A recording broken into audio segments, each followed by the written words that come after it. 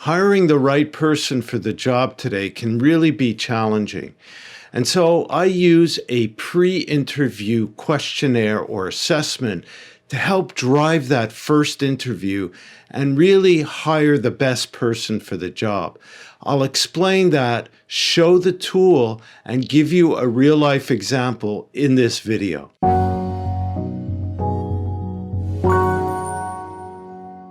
Hello, I'm Stephen Goldberg of Optimus Performance, bringing you practical tips and ideas on leadership, team development, and employee performance in the workplace.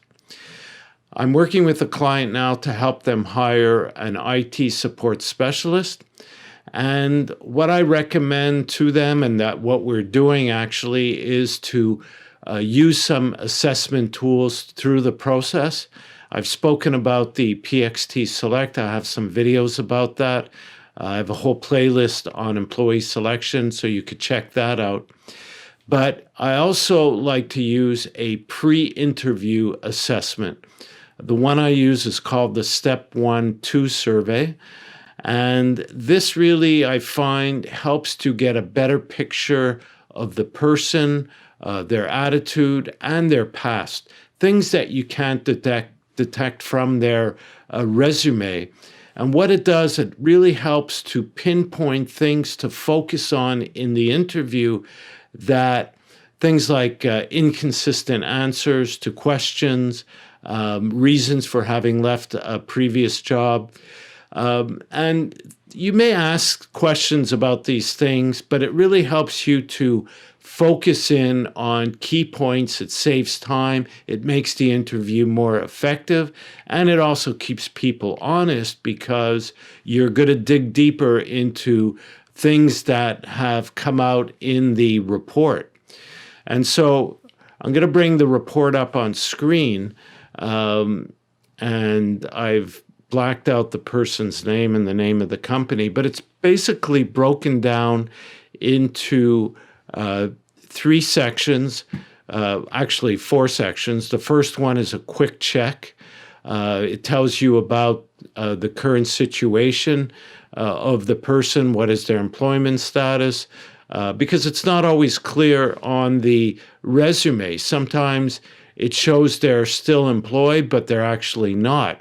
So this gets them to tell you exactly what their status is. When can they start?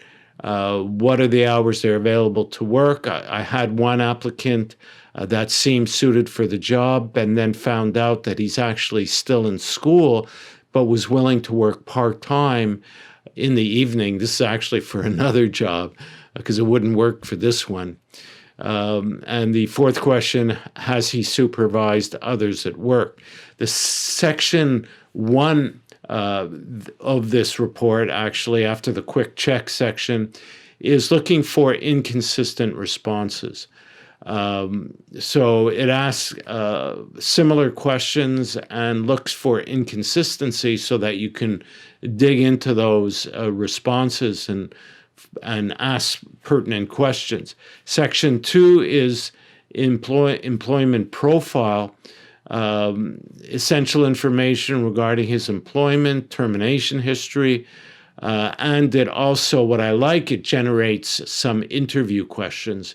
So you can go through the list and find the questions that you feel are important to ask and go right to those questions.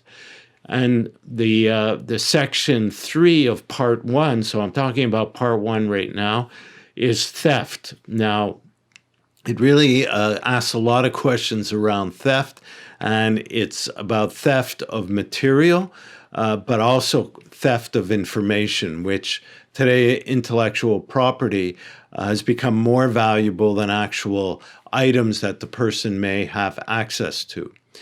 So that's section 1. Section 2, part 2, is about attitude.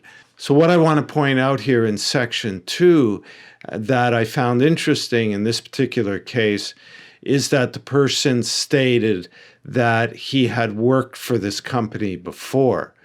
So this is a very interesting point because he may have worked, obviously, in a different department. The department we're hiring for, there's only 2 people presently in that department. They're looking for a third.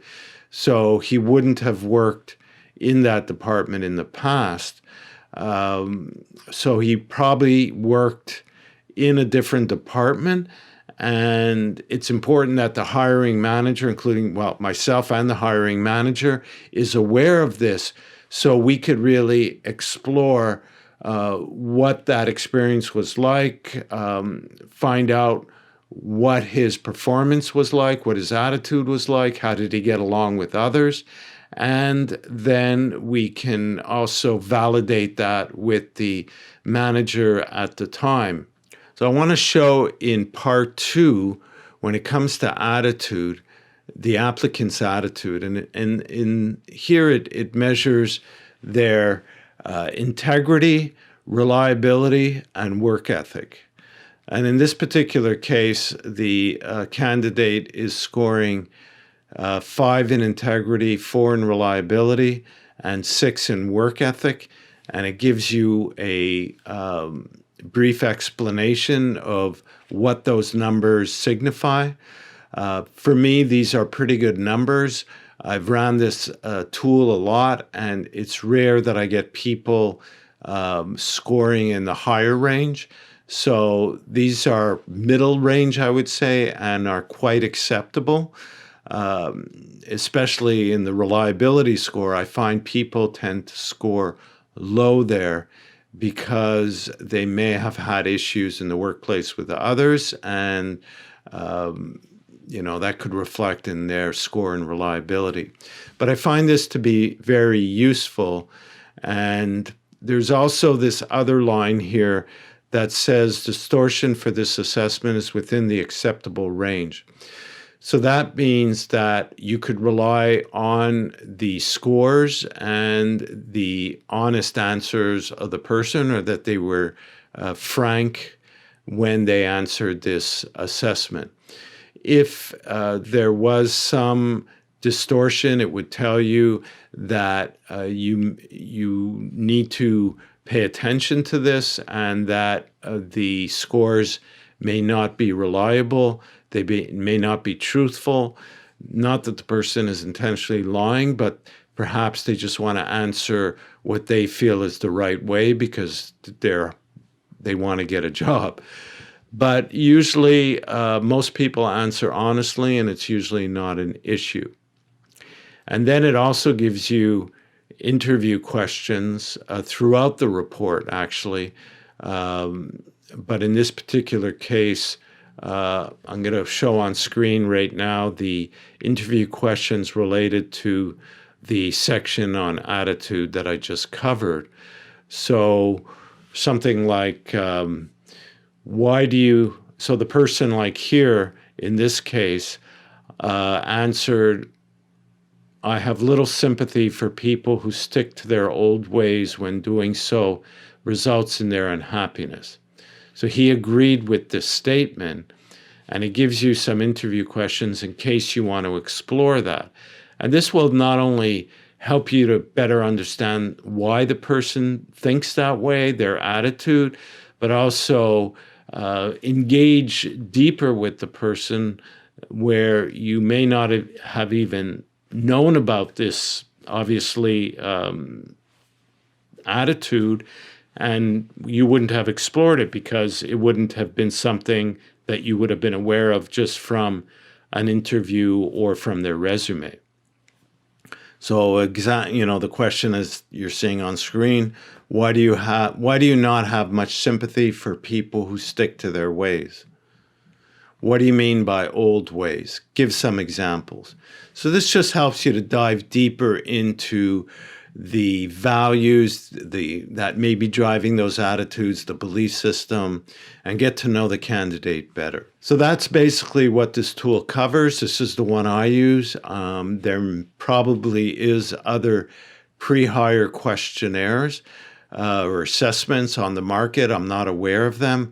I find this tool to be highly effective for most positions, and it really saves time and gets me to focus in on really the important issues with the candidate. So I hope this information is important to you, is useful. check out some related videos. As I mentioned, there's a whole playlist on hiring and selection of employees. There's also articles on our website, the blog section, to go along with these videos. There's tools, templates, worksheets that you could download for free. Check those out.